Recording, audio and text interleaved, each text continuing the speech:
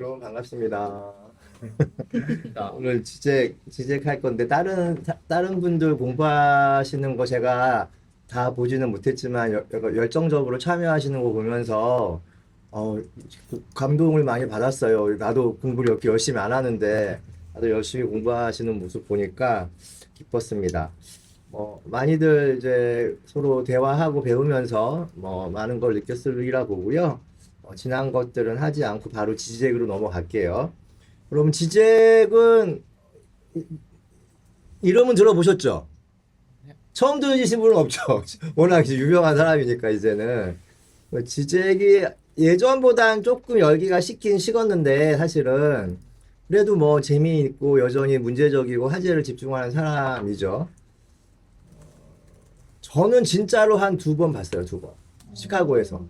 요 앞에서 강의하는 걸 이제 보기도 했고, 정말 약간 지저분해요. 이렇게 생김새도 지저분한데, 이렇게 복장도 지저분하고, 하얀 면티, 늘어진 면티, 앞에는 항상 콜라가 있고, 콜라를 먹을 때 질질 흘리고, 이렇게 콧구멍, 귓구멍 이렇게 후비면서 얘기하고, 그 지적이 틈과 균열을 얘기하는 사람인데, 본인 자체가 틈과 균열이야. 이 강의실이 있으면은, 강의실에 있는 사람들 다 멀쩡하고, 진지하고, 이렇게 뭘 들어야지 하는데, 이 사람만 오직 틈과 균열을 일으키면서 우리들의 삶에 비껴 나가면서 하는, 텍스트, 지적 그 자체가 텍스트인 거죠. 그런데 그 말하는 거며, 약간 그 제스처조차도 이제 생각해 보니까 이게 다 세팅 아니었나? 내가 속았구나 라는 생각이 지금 생각해 보니까 그게 다 메시지였던 이상한 경험을 했던 분이 또 지젝입니다. 일단 여러분 우리가 크게 한 10가지 꼭지가 있어요. 지젝의 생애, 지젝의 저작 쭉 해서 10가지 정도로 할 때를 빠르게 한번 스쳐 지나갈 거고요. 일단 지젝의 생애는 지금 우리 석원 선생님이 올려주신 그 자료집 있죠, 자료집 보면은 130페이지에 보면 슬로베니아의 철학자라는 대목이 있어요. 그게 이제 지젝의 생애에 대한 이야기인데 일단 생애를 잠시 살펴보도록 하겠습니다. 지난번에 제가 얘기했을지 모르겠는데 만약에 여러분들이 혹시 어떤 전공을 하게 된다면 스피박이면 스피박, 버틀러면 버틀러 한다면, 전공하기 전에 평전을 읽는 게 좋아요. 평전. 그 사람의 평전을 먼저 읽고, 이제 나머지 텍스트들을 접하는 게 좋은데, 지젝 평전은 아직 없지만, 지젝의 생애를 잠시 살펴보면은, 1949년도에 태어났어요. 1949년도면은, 제가 1969년도거든요. 저보다 20살 많은데, 지젝은 책을 지금 저보다 20살밖에 많지 않은데, 100권을 넘게 썼을걸요? 저는 고작 4권 썼는데. 그러니까 굉장히 지젝의 창작의 스피드가 번역의 스피드보다 빠른 사람이라는 별명도 갖고 있어요. 1년에 2권, 3권씩은, 지금은 조금 늦어졌는데, 한창 때는 2-3권씩은 늘 써던. 그러니까 이건 정상일까요? 비정상일까요? 이 사람이. 보통 500페이지, 700페이지 이런 거를 1년에 2-3권 쓰면은, 그럼 굉장히 조금 문제가 있는. 체력적으로도 그렇고, 정신적으로도 굉장히 문제가 있는. 제가 보기에는, 어떻게 인간이 저럴 수 있을까? 라고 할 정도로.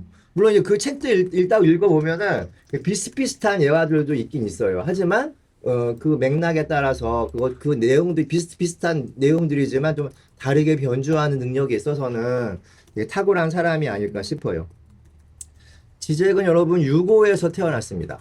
지금은 여러분 슬로베니아 학파라고 들어보셨잖아요. 지젝을 보통 슬로베니아 학파의 선두주자라고 하는데 슬로베니아는 옛날 유고가 1990년 이후에 베를린 장벽이 무너지고 그 이후에 이제 나눠지잖아, 유고가.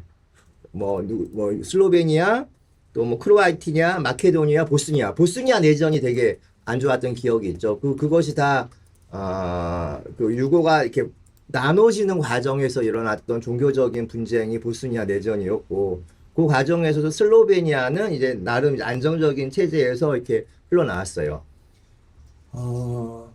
유고는 예전에 여러분 소련이 있었죠. 소련이 가장 큰 나라였고 유고도 커요. 예전에 지도를 한번 1990년도 이전에 한번 세계 지도를 보시면은 유고가 커요, 되게. 근데 소련이 넘버 원이고 유고가 넘버 투야. 근데 소련과 유고 사이에 굉장히 약간의 공산주의권, 코민테른, 공산주의권 내에서 약간의 경쟁적인, 물론 소련이 더 크죠. 하지만 유고도 만만치 않게 소련 다음에 위상을 갖고 있었던 강력한 그 국가였습니다. 근데 유고의 그 강력한 그 정권을 유지할 수 있었던 그 배경에는 티토라는 대통령이 있었어요. 티토. 스탈린은 러시아, 소련이고 티토도 마찬가지. 티토라는 굉장히 강력한 군주적인 대통령이 19 해방을 이끌었고 45년부터 쭉 해가지고 80년까지 그 유고를 통치했던. 그리고 유고의 거의 뭐 상징적인 사람이라고 할 수 있는. 티토가 있었기에 유고 연방이 가능했다고 할 정도로 티토의 그 장악력이 뛰어났던 사람이고, 소련과의 체제 경쟁에 있어서 소련은 여러분, 이건 약간 사회주의 분화 과정을 알아야 되는데, 소련은 여러분 레닌 다음에 누가 돼요? 레닌 다음에 스탈린이 되죠. 스탈린하고 경쟁했던 사람이 있어. 트로츠키라는 사람이. 트로츠키랑 스탈린이 좀 달랐어요. 스탈린은 여러분 그 시베리아 벌목공 출신이죠. 그러니까 일국 혁명론이라고 해. 근데 진지를 건축하고 토대를 타지고 중앙을 만들고 나서 이걸 탄탄하게 한 다음에 뭐 혁명을 더 전파시킨다 이런 취지였다면, 트로츠키는 그냥 인터내셔널 깃발 아래 계속 전진하는 거야. 그런 진지 없이, 그런 구축 없이, 사회주의 혁명은 그런 진지 없이 그냥 미루고 지연시키면서 계속 앞으로 나가야 된다는 거야. 무언가를 갖고 무언가를 거점을 두지 않고, 그러니까 이게 서로 다른 성향의 그 막스주의의 후예들이죠. 트로츠키는 유학파고 인텔리 쪽이고, 그런데 결국에 이제 그 권력 투쟁 과정에서 스탈린한테 잔인하게 이제 제거가 돼요. 제거가 되면서 소련은 스탈린으로 이렇게 상징되는, 스탈린도 여러분 30년, 한 53년인가 죽어 얼마 되지 않아. 그리고 나서 뭐 후르시초프니 브레즈네프니 하면서 소련이 이렇게 그런 권력이 가는 과정에서 소련은 되게 공산국의 맹주로서 교조주의적인 막시즘을 추구했다면, 유고는 여러분 상대적으로 좀 말랑말랑했어요. 같은 공산권이었지만 유고식 공산주의와 소련식 교조주의적인 막시즘 약간 좀 말랑말랑했었죠. 우리가 보기엔 다 우리나라 중앙정보부 국가안기부에서 보면 저놈이나 다 같은 빨갱이지만 약간 그 안에서는 약간의 농도의 차이가 있었다. 그러니까 유고에서 자랐잖아요. 그 우리 지재기. 그러니까 이제 지재기 여러분 석사 논문 보면은 여기 읽다 보면 여러분 거기 한 131페이지 한번 보세요. 석사 논문이 프랑스 구조주의의 이론적 실천적 타당성이야. 75년도에. 여기 락강, 데리다, 크리스테바, 들레즈, 이건 어떤 사상가들이에요? 부르주아 사상가들이야.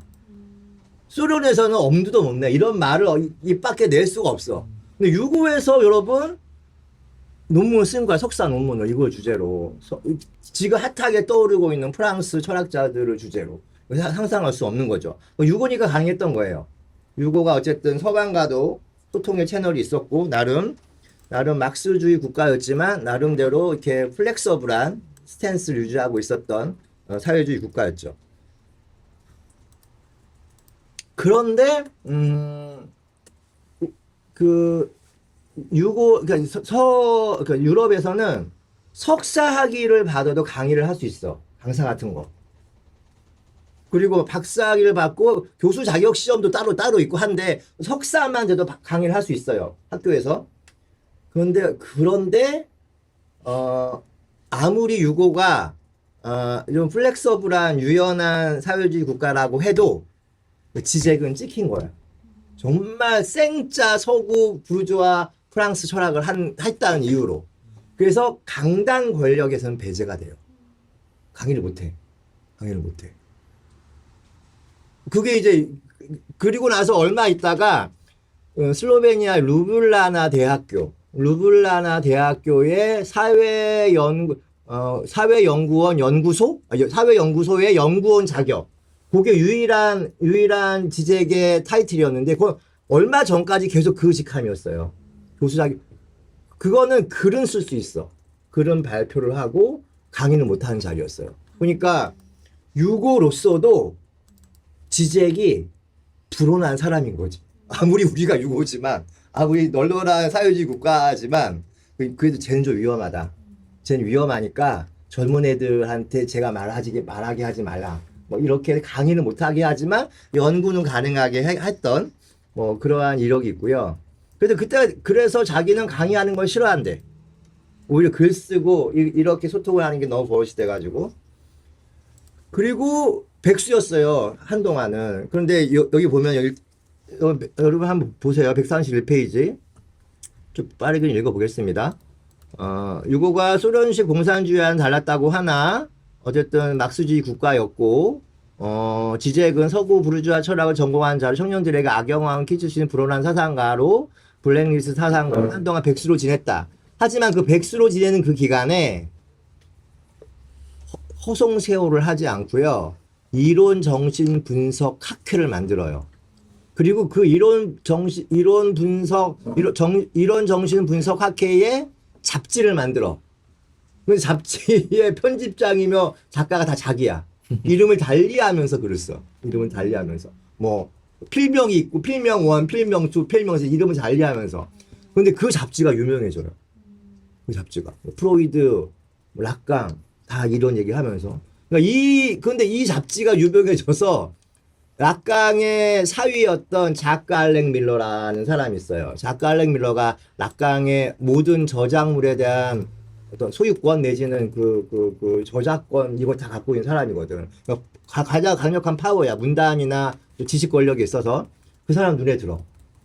그래가지고 지젝이 추천을 해요.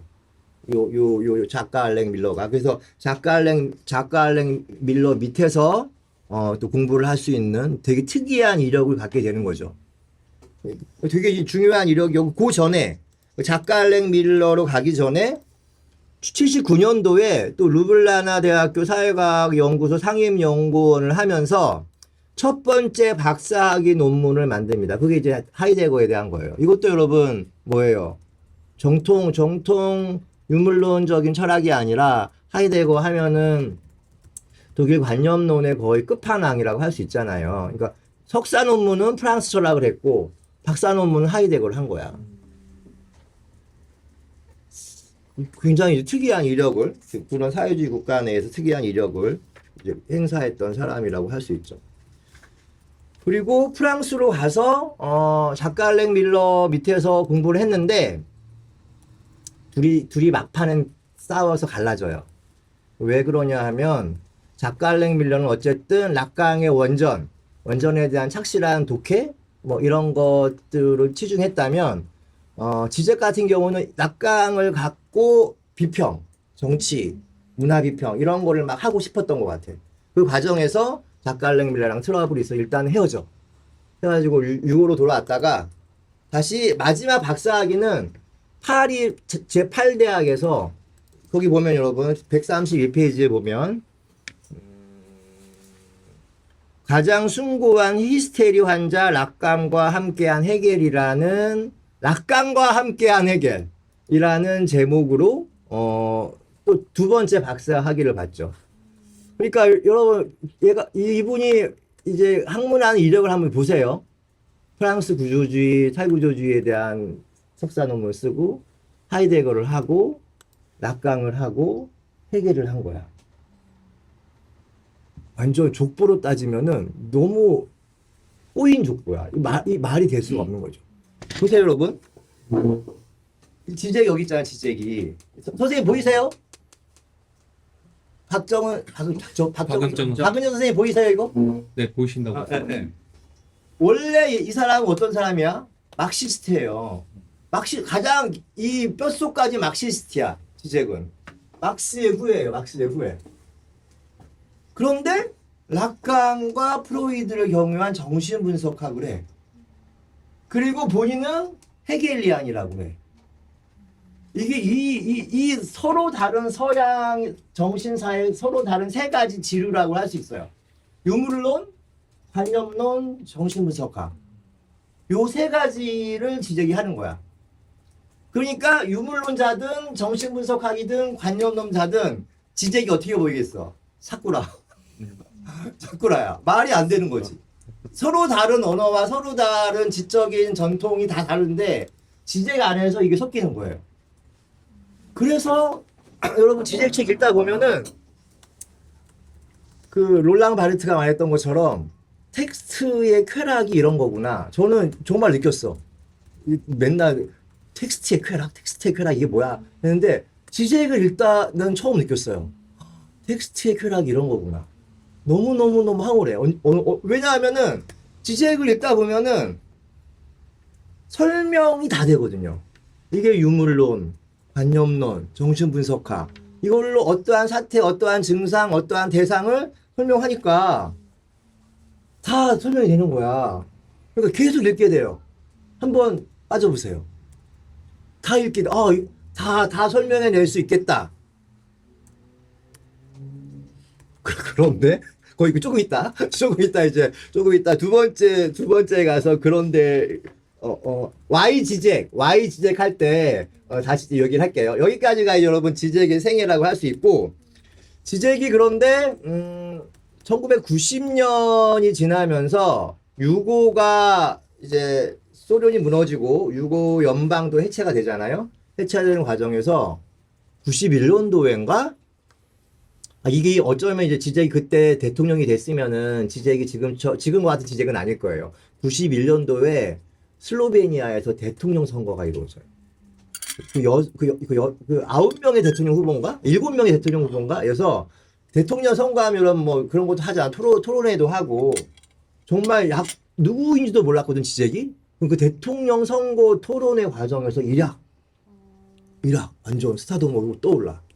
뭐 대통령이 안 됐지. 4위인가 아마 했을 거예요. 4위인가? 되진 않았으나 이rak 그 지명도가 이렇게 올라와서 현실 정치에 이제 개입하려는 의지도 있었고 91년도에 그리고 89년도에 그게 나오죠. 그 서블라임 오브젝트 오브 이데올로지 그 이데올로기의 숭고한 대상이 나와서 좀 유명해졌고 그 유명해진 텀에 그 대통령 후보에 나온 거야. 근데 안 됐어.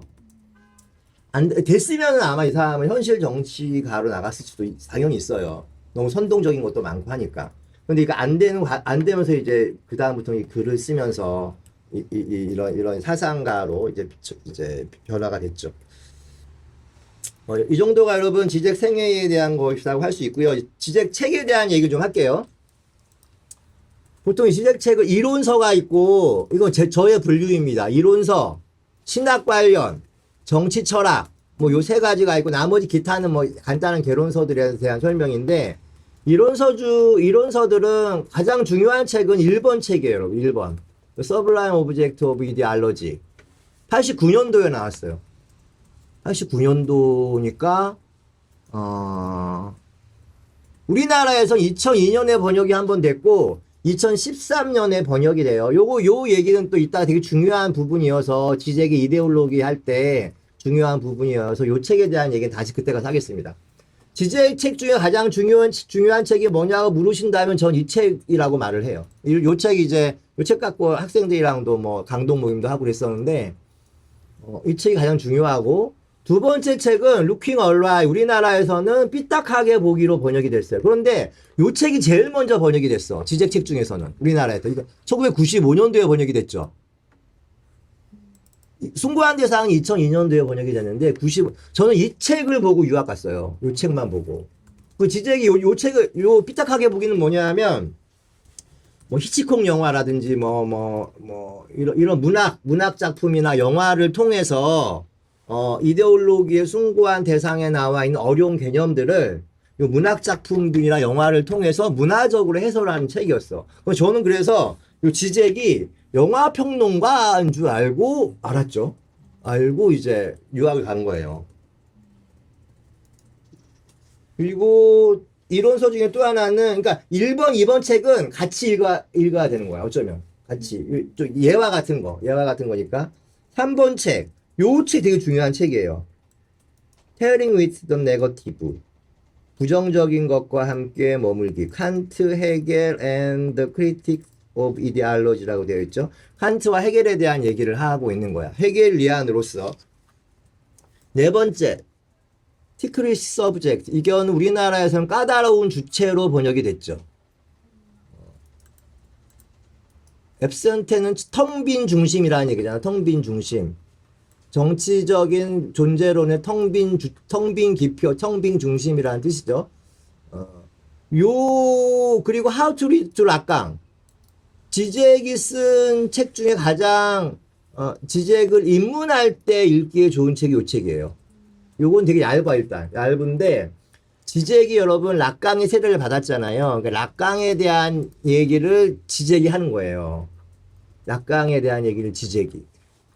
요 서블라임 오브 요 이데올로기에 숭고한 대상이 락강에 대한 해설서거든. 그러니까 요 두 개를 같이 읽으면 좋아. How to read to 락강. 그러니까 How to read to 락강을 먼저 읽는 게 좋아. 요 얇아. 되게 얇고 쉬워. 요걸 먼저 지잭 책 중에서는 가장 쉬운 책이 요 책이라고 할 수 있을 것 같고, 요 책을 읽고 서블라임 오브젝트 오브 이데올로지를 보시면은 이게 좋겠습니다. 그 신학 관련 책 중에서는 프리자일 앱솔루트, 무너지기 쉬운 절대성이라는 제목으로 번역이 됐어요. 지잭 초기에 3개의 이론서가 있다고 해요. 4개의 이론서. 이데올로기의 숭고한 대상, 부정적인 것과 함께 머물기, 까다로운 주체, 무너지기 쉬운 절대성, 요 4개. 요 4개가 주저야. 이론적으로는 이걸로 끝이 나, 사실은. 지잭의 이론 여기 4권에 다 있어. 나머지는 다 변주예요.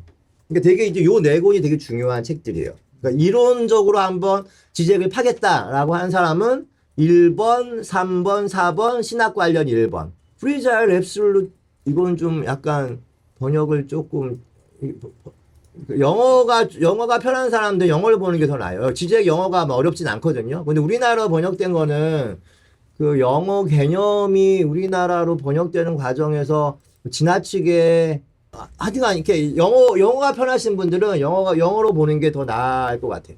무너지기 쉬운 절대성은. 그 신학 관련 책 중에서는 믿음에 대하여 또 번역이 됐고 다 괜찮아요. 근데 내용은 조금 약간 차이가 있지만 하나를 일단 읽는 게 중요해요. 한 권. 그 중에서 가장 중요한 책은 3번. 퍼펙트 앤 덜프라고, 우리나라에서는 죽은 신을 위하여라는 책으로 번역이 됐죠. 지잭의 신학책 중에 한 권을 뽑으려면 요 책. 요것도 나중에 한번 읽어보세요. 같이 이제 공부할 때. 그리고 그 밖에, 우리나라 책 중에, 이후 정치 신학에 관한 3가지 탐구 중에서, Neighbor and the Other Monster, 이웃과 그 밖의 괴물들이라는 챕터가 있어요. 요것도 되게 중요한 신학책이고, Parallax View, 요 책은 지잭이 지잭 스스로가 그렇게 말했는데, 내 자기 사상의 중간 평가 같은 책이다. 중간 정리하는 책이다라고 했던 책이 시차적인 관점이라는 책인데, 요 책의 2장, 한 100페이지 정도 되는 건데, 유물론적 신학을 위한 기본 구성 요소. 이것도 되게 중요한 논문. 이것도 되게 중요한 책입니다. 3번, 5번. 그리고 많이 알려진 책은 그 밀뱅하고 쓴 몬스터 아서티 오브 크라이스트. 예수는 괴물이다라고 우리나라 말로 번역이 됐는데 정말 사악한 번역이에요, 이건. 사악한 책 제목이에요. 이거 정말 책은 이런 걸 의도하는 게 아니거든. 그리스도 안에 있는 괴물 퀴어한 것, 예수 안에 있는 퀴어한 부분이 뭔가, 그것이 어쩌면 기독교의 중해가 아닌가라는 건데, 예수는 괴물이다라는 걸 말하는 책이 아니거든. 근데 굉장히 이거는, 이제 제가 이 출판사에 이제 메일을 보내서 정식으로 항의를 했어. 이렇게 하면 안 된다. 이거를 이게 예수가 괴물이라고 진짜 이거 언제 말했냐 여기서. 그런데 고치지 않고 있네 아직까지. 이거 굉장히 안 좋은 책조역입니다. 예수 안에 있는 퀴어한 거, 괴물적인 것, 그것이 어쩌면 기독교의 가장 중요한 게 아니겠느냐? 라는 게 이 책의 본래 의도고, 요거는 여러분, 이 책 제목 좋아요. 왜 좋냐 하면, 지제 혼자 쓴 게 아니야. 밀뱅이라는 사람이 있어요. 밀뱅. 레디칼 오소독스라고 급진 정통주의라고 하는데, 보수적인 사람이에요. 아주. 전 되게 싫어하는 사람인데, 어쨌든 되게 건강한 보수라고 자칭하는데, 열린 보수라고 하는데, 그 보수주의적인 신학자와, 지적이 서로, 지적이 글 쓰면 이 사람이 반박하고 또 반박하고 재반박하고 그런 거야. 그러니까 지적 신학뿐만이 아니라 정통 보수주의 신학자가 바라보는 지적. 이것도 필요한 거죠, 당연히. 균형을 맞추기 위해서. 그런 거를 두 개 다 맛보고 싶은 사람은 요 책, 이제 되게 중요한 책인 거죠. 제목은 정말 틀렸습니다. 예수는 괴물이다. 그리고 헤겔 레스토랑 중에서 레스 댄 나띵, 헤겔 레스토랑이라고 번역이 됐는데, 그 2장. 아무것도 없거든 내가 당신을 사랑한다는 말로 읽어라. 참, 말 잘 짓죠. 굉장히 이런 이 워딩을 따르는데 되게 탁월한 사람이기도 해요. 요것도 신학적인 글이고, 그리고, absolute recoil. 이것도 우리 분명 여기 뼈 하나가 있다. 변증법적 유물론의 새로운 토대를 향하여 중에서 6장. 하나님의 뒤틀린 정체성. 요것도 읽으면 재밌는 책입니다. 제가 지금 기다리고 있는 책이 요 책인데, 크리스찬 에이티즘. 에이티즘은 부정이잖아. A가 여러분 부정 접두어인 거예요. 요거 지금 거의 다 됐어요. 번역이 다 돼가지고, 이게 아마 내년에 나올 거야. 내년에 나오면 요 책도, 이렇게 지적 신학의 거의 완결판 같은 의미의 이렇게 책이 될 거예요.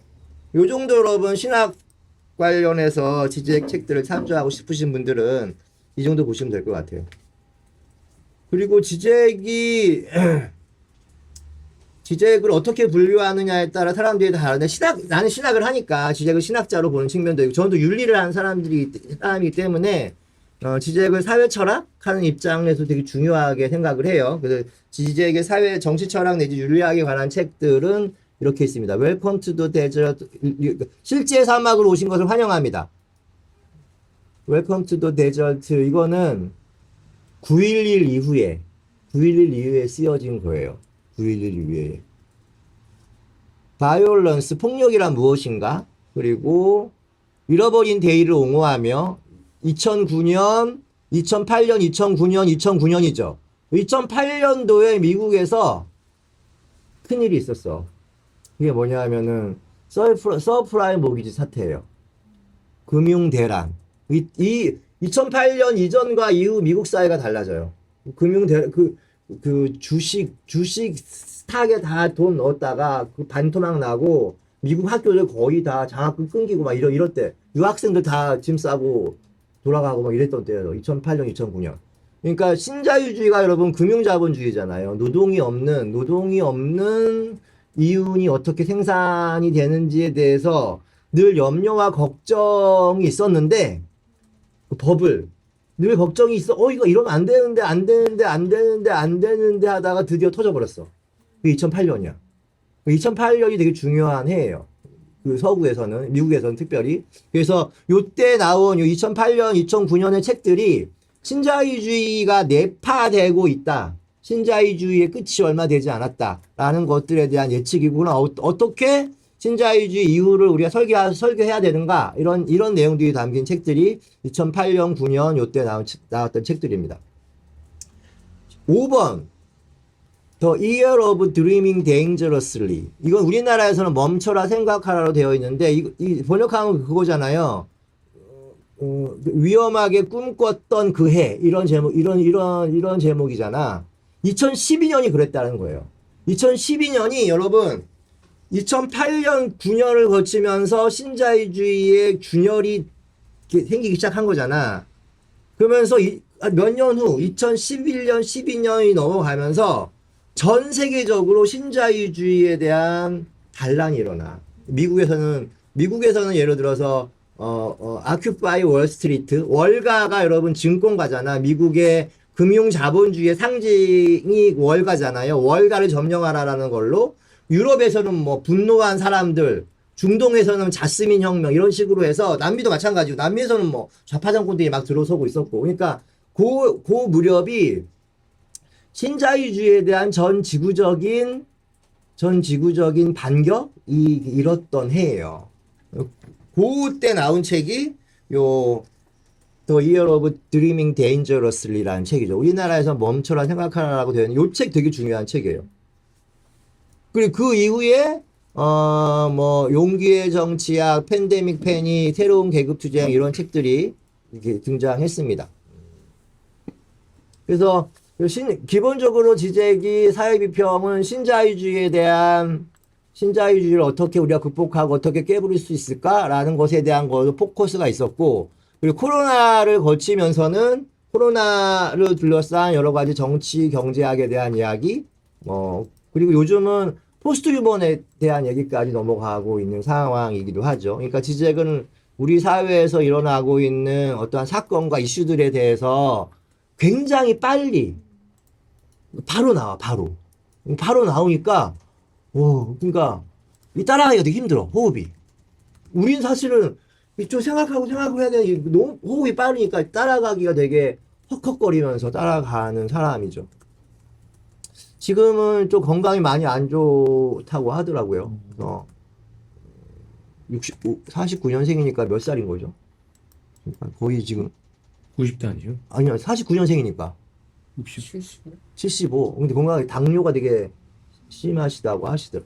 그때도 옛날에 심했거든. 그래서 좀 많이 좀 안 좋으셔서 둘은 전보다는 많이 이제 줄어들었죠. 그리고 지재계 개설서들 보면은 그 알랑카 주판치치는 슬로베니아파 지재계 제자 같은 실제 윤리라는 책도 여러분 기억해 주시면 좋을 것 같고, 요 김영강 선생님이라고 있어요. 독일에서 활동하고 계시는 독일 철학자인데 지재계 초기 사상 있죠. 아까 제가 말했던 1번, 3번, 4번 그 책에 대한 지재계 이론을 엑기스적으로 보고 싶다. 요 책. 김영강이 지은 슬라보의 지재 되게 강추하고 싶습니다. 개설서로는. 한 권을 꼽으라면. 그리고 이현우, 그 로자라고 알려진 이현우 선생님이 지은 로자와 함께 있는 지재은 지재계 정치 철학, 윤리학을 좀 넓게 보고 싶은 사람들은 로자와 함께 있는 지책도 괜찮고요. 가장 쉬운 거는 뭐냐 하면 요 인디고 연구소에서 나온 불가능한 것의 가능성 슬라보의 지책 인터뷰인데, 고등학교 학생들이 지책을 보러 가요. 여기 정말 슬로베니아로 루블라나 대학교로 가서 지책을 만나서 지책한테 물어보는 거야. 선생님 뭐 이거 어떻게 살아야 돼요? 그 따위로 하지 마라. 뭐 그런 거 이렇게 이런 질문을 하고 고등학교 수준에 있어서, 그리고 공동선, 공공의 것, 이것이 뭐 왜 우리가 소중하고 왜 지켜야 되나 뭐 이런 거니까 요거는 그냥 보기에는 가장 쉬운 책이고, 한 권으로 읽는 지재기라는 책이 있어요. 이거는 지재계 한 20여 권 지재기 쓴 되게 2000년대 초반 정도까지 쓴 지재계 아주 굵직한 책들에 대해서 잘 정리되는 책이야. 그러니까 요 약간 지재 책 백과사전 같은 거. 요 책도 여러분 기억해 주시면 좋겠습니다. 왜 지재기냐? 아까 이제 여기서부터 이제 본론이라고 할 수 있는데요. 왜 지재기일까? 사람들마다 다 다르죠, 그거는. 저에겐 그게 두 가지 의미가 있어요. 저희가 아까 이 얘기 했었잖아요. 정말 막스주의, 정신분석학, 관념론 이것을 통해서 또 앱솔루트한 비잉은 절대적인 존재, 궁극적인 실제, 앱솔루트한 비잉이잖아. 그러니까 궁극적인 실제를 그것을 이제 묻고 질문하고 답하는 게 신학이잖아요. 그 궁극적인 실제가 신인 것이고, 궁극적인 실제가 되게 다차원적으로 존재하잖아. 그 다차원적으로 존재하는 게 어떤 사람들은 그건 정신분석학적으로 읽어내고 어떤 사람들은 그거 관념론적으로 읽어내고 어떤 사람들은 그건 유물론적으로 읽어낸다고. 그 궁극적 실제에 대한 다차원적인 존재 방식이 있는 거잖아요. 지적 하나로 다 설명이 되는 거야. 저는 그랬어요. 그래서 지적이 너무너무 매력적인 게 궁극적 실제에 대한 저의 오래된 정신적인 가위 눌림이 지적을 다 읽으면은 해결이 되겠구나. 정말 그랬어. 그랬을 때 보면 지적을 다 적당히 이용하면 뭔가 설명이 그럴듯하게 된 것 같다는데 항상 2% 부족한 게 있어. 지적이 끝에 가서는 마지막에 자기가 틈과 균열을 드러내요.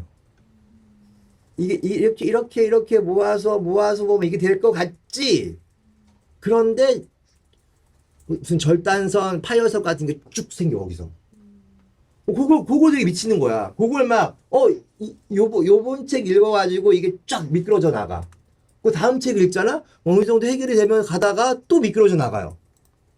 그러니까 이게 결국 지적은 여러분, 그 모든 것들을 다 동원해도 그 앱솔루트한 빙이 설명이 안 된다는 거야.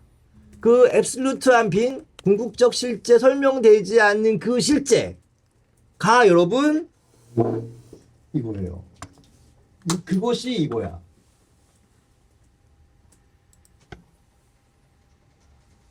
실제. 이 지적의 용어인 거예요. 리얼리티가 아니라 더 리얼. 지적의 실제가 뭐냐? 그 지적을 공부한 사람들도 이게 다르지. 지적 더 리얼이 뭐냐?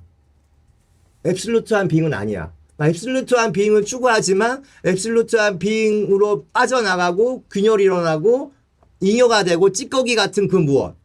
뭐 이게 되게 설명이 다른데 하지만 결국 앱솔루트한 빙을 설명하고자 하는 나 같은 사람들에게 굉장히 어떤 실마리를 제공하나 이게 안 되는 거구나. 이 앱솔루트한 빙은 더 리얼이구나 라는 거를 이제 깨닫게 해줬다는 점에서 그것이 이제 사람들에게 애타게 하는 거죠. 사람들에게. 그래서 이게 지적을 읽는 매력이 있는 것 같고 또 하나는 저에게서 또 하나 지적을 왜 읽느냐라고 했을 때는 아까 우리 책 소개하면서 뭐였죠? The Year of Dreaming Dangerously가 멈춰라 생각하라잖아요. 멈춰라 생각하라. 이거 한국 번역본이 멈춰라 생각하라예요. 이 사람은 여러분 막시스트잖아. 막시스트들은 여러분 생각이 먼저예요, 행위가 먼저예요. 행위가 먼저지. 예를 들어서 뭐 막스도 그런 말 하잖아요. 그동안의 철학은 해석을 해왔다. 중요한 건 뭐야? 번역이라는 거잖아. 그 막스의 가장 중요한 워딩 중에 하나예요. 철학자들이 그렇게 비평만 하고 해석만 해온 그 철학이 아니라 진정한 철학은 중요한 거는 세상을 번역시키는 것이다. 그런 의미에서 지적도 당연히 멈춰라, 변혁하라, 멈춰라, 행위하라라고 해야 되는데 멈춰라, 생각하라요. 여러분 해결은 무슨 말을 해요? 법철학 서문인가에서 미네르바의 부엉인가 올빼미인가? 부엉인가 올빼미인가요? 부엉이는 황혼역에 날개를 핀다고 하잖아. 이건 뭐예요, 여러분? 변증법에 대한 변증법적인 논리학에 대한 이야기인 거야. 우리 사유라는 것은 새벽부터 하나하나 사유하고 해질 무렵, 해가 질 무렵 황혼이 뜰 때 비상을 한다는 거야. 그러니까 사유의 중요성은 되게 중요하게 생각한다는 거지. 막스는 그걸 반대한 거였어요. 철학자들이 해석만 하지 말고 번역을 해야 된다. 그러면은 지적도 그 막스의 후예니까 역시 이 부분으로 가야 되는데 회기로 돌아가는 거야. 멈춰라, 생각하라고. 이게 굉장히 저한테는 약간 이것도 풀리지 않을 수밖에 없겠어. 근데 이건 여러분, 이건 자본에 대한 해석이 자본에 대한 이해가 막스 때의 자본과 지적 때의 자본이 달라진 거죠. 막스 시절의 자본과 지적 시절의 자본이 성격이 변한 거죠. 여러분 자본은 21세기 자본은 요즘은 자본은 여러분 옛날에 막스 시절에 자본의 적대적이었던 것들조차도 다 내 안으로 끌어들이는 자본이에요. 그런 자본. 예를 들면 제가 그걸 언제 느꼈냐면 유학 갔다가 중간에 내가 방학 때 온 때가 있었는데 2012년인가? 2012년쯤에 한국에 왔었어요. 왔었는데 이제 인사동을 걸어가고 있는데 오윤 판화전을 해요. 오윤 판화전. 여러분 오윤이라고 아세요? 오윤? 오윤?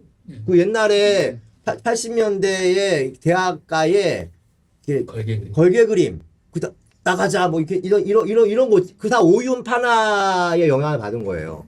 판화 뭐 노동자들 그 오윤 되게 유명한 사람이야. 오윤이란 사람이 그 민중 예술에 있어서 오윤 그림 뭐 등사 옛날에 이게 등사 이렇게 하잖아. 그거 갖고 있는 것만을 국가보안법 위반이야. 그랬어요. 그랬는데 2012년도 인사동에서 오윤 판화전을 하는 거야. 오윤 판화전. 큰 갤러리였어요. 나는 그래서 야 국가보안법 위반인데 오윤 판화전을 하네. 그래서 그 들어가 봤어요. 궁금해가지고 어떤 사람들이 이걸 보러 올까. 그럼 거기에 어떤 사람들이 그걸 보러 왔을까요? 활동가들 아무도 없어. 강남에 돈 많은 아저씨들, 아주머니들 쫙 차려 있고 딱 그림 보면 아주 우아해. 그림 보면서 저 때 그랬지. 와, 그때 그랬지. 그리고 뭐 여기 그림 밑에 빨간 뭐 이렇게 빨간 거 붙어 있고 그건 팔린 거야. 근데 이게 얼마인 줄 알아요? 조그만 거 하나에 뭐 2012년도에 50만 원. 크지도 않은데. 그러니까 이게 어떤 거야 이제는? 자본이 여러분 오윤 판화가 몇 년 전까지만 해도 국가보안법이고 반자본주의적인 것이어서 배제의 대상이었는데 얼마 되지 않아 가지고 자본이 자기랑 적대적이었던 것까지 다 빨아들이고 있는 거야. 그러니까 이게 한국뿐만이 아니라 다 그래. 다 그래. 모든 것들을 빨아들이고 있는 자본이 된 세상 속에서 지적이 말하는 거지. 옛날처럼 행동하지 마라. 옛날처럼 행동하는 것 자체가 자본이 펼쳐놓은 쉘 뒤에 말리는 거다. 지금 다 스탑. 현상학적인 환호, 에포케라고 하죠. 에포케. 판단 중지. 지금 딱 멈추고 뭘 해야 될지 곰곰이 처음부터 복귀를 해야 된다. 마냥 다 하면 다 넘어가는 거야. 그러면서 2012년도에 멈춰라 생각하라에서 이런 말을 해요. 그때가 아큐파이 월스트리트를 할 때인데 저도 이제 그때 미국에 있었으니까 시카고에서도 다 나가서 데모했어요. 거기 뭐 트럼프 빌딩이 있어 시카고에는. 그 트럼프인지 모르겠지만 트럼프 그 빌딩 돌고 막. 그런데 아무것도 하는 게 없어 사실은. 그냥 2시에 모여가지고 2시에 모인다는데 아침부터 모여가지고 뜨개질 하는 애들은 모여서 뜨개질하고 뭐 페인팅 하는 애들은 페인팅하고 뭐 악기 연주하다가 2시 되면 다 모여. 몇 번 돌아 그 건물을. 그리고 헤어지는 거야. 나는 나 때는 굉장히 강렬하게 데모했던 세대니까 저희 때는 그래서 다 모인다고 하길래 몸 좀 풀어야겠다. 나갔는데 그냥 빙빙 돌고 끝나는 거야. 집에 가래. 다음 주에 또 모인대. 그래가지고 몇 번 하니까 정말 지겹더라고요. 지지직도 그걸 보는 거야. 뉴욕에서도 그렇게 하고 시카고도 그렇게 하고 샌프란시스코도 그렇게 해, 데모를 2012년도에. 근데 그 지지직이 그런 걸 보다가 연설을 해요. 그게 그 유명한 그 연설문이 있어. 같은 얘기야. 지금의 자본주의에 대한 얘기야. 지금의 자본주의들이 여러분 요 시대만큼 자본론에 대한 얘기, 막스주의에 대한 책들이 베스트셀러가 되는 해가 없어요. 요즘도 여전히 늘 지금처럼 여러분 페미니즘에 대한 이야기, 퀴어 이론에 대한 이야기, 포스트 콜로니얼에 대한 이야기, 민중신학, 해방신학, 흑인신학 이런 것들이 너무너무 붐이 이루는 시절이 없어. 여기도 여러분 다 그런 공부하잖아. 여기만 이런 공부를 해? 다 해. 너무너무 많아 이런 공부하는 데가. 미국도 그래요. 미국도 그래. 지적이 물어. 너무 이상하지 않아요, 여러분? 이게 되게 위험한 것들이잖아. 막스주의가 얼마나 위험해요? 페미니즘 얼마나 위험해요? 퀴어가 얼마나 위험해요? 해방신학, 우리로 따지면 민중신학 얼마나 위험해요? 여러분들 다 열심히 공부하죠? 지금처럼 열심히 공부할 또 세대가 없어. 근데 왜 아무 일도 일어나지 않지? 이게 위험하다면? 이게 위험하다면 뭔가 사고가 터져야 되잖아. 아무런 일이 일어나지 않아. 옛날에 오윤파라 들고 다니는 국가보안법 정말 위험한 거였어. 지금은 다 전시하고 아무 일도 일어나지 않아. 뭔가 속고 있는 것 같지 않나요? 이게 다 자본이 펴놓은 쉘드 안에서 행동하는 거다. 행동하는 거다. 그러니까 굉장히 그때 이제 사람들이 약간 무서웠어. 그게 우리가 아는 진보적인 행위의 끝이잖아, 사실. 공부하는 것으로. 띡 공부하고 나는 진보적인 행위를 다 했어. 그리고 뭐 인터넷에 뭐 댓글 하나 쓰고 난 진보적이야. 우리 진보적이지? 우린 참 좋은 사람들이야. 우아하게 우리 뭐 이렇게 비건 음식 먹고 우아하게 우리 반려견 반려묘 우린 사랑해. 인류를 사랑해. 비인간 존재들과 함께하는 나야. 우리 우아하지? 너무 안 오네. 그런데 뭔가 속고 있는 것 같지 않아요? 그래서 지적이 그래. 여러분들이 하는 행위들이 저는 너무 보링합니다. 보링이 뭐야? 지겹다. 지루하다잖아. 그래서 요 멈춰라 행위하라가 아니라 멈춰라 생각하라. 이 생각이 왜 중요한지를 다시 한번 일깨워준다는 측면에서 왜 지적인가에 대한 저에게 있어서는 아마 많은 사람들이 이거 공감할 거예요. 왜 지적이 던지는 문제의식이지. 우리 같은 먹물들에게. 우리 같이 이렇게 온갖 걸 다 얘기하고 온갖 잘난 척을 다 하고 하는 사람에게. 그런데 세상은 늘 똑같잖아. 더 안 좋아지고 있고. 이게 뭔가 이상하지 않냐? 생각해봐, 정말 다. 정말 이렇게 말해요, 반말로. 반말로 말 막 해.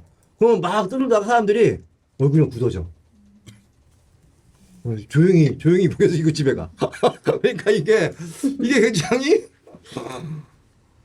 지금도 그렇죠. 지금도 그렇죠. 왜 이게 정말 위험한 거라면 우리가 하는 게 음험한 거라면 왜 이렇게 세상이 안 오네?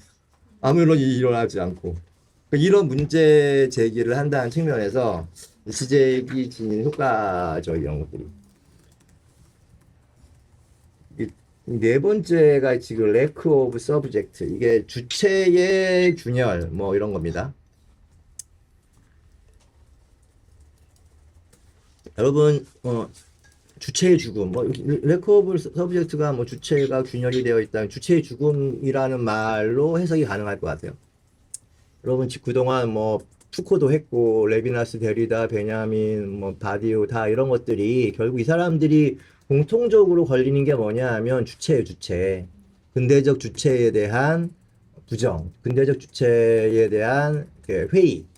어떻게 주체를 다시 근대적 주체를 죽어버린 근대적 주체를 어떻게 다시 살릴 수 있을까?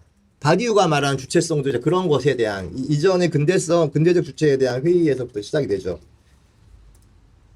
레비나스의 주체도 여러분 예전의 주체는 근대적 주체를 타자를 전유하는 주체였다면 이제 레비나스의 주체는 타자를 향한 환대의 주체가 되는 것이고 데리다도 비슷하고 그러니까 다 이런 그동안의 모든 철학자들이 어쨌든 근대적 주체에 대한 회의와 새로운 주체를 어떻게 상상할 수 있을까? 이런 문제들이 다 공통적으로 걸려요. 지식도 마찬가지죠. 지식은 그런데 락강의 영향 아래서 주체를 다시 해석을 해. 그래서 그 지적의 주체를 주체 이렇게 표시합니다. 이게 서브젝트지. 여기서 이렇게 하니까 이거 비끈구어진 주체. 비끈구어진 주체.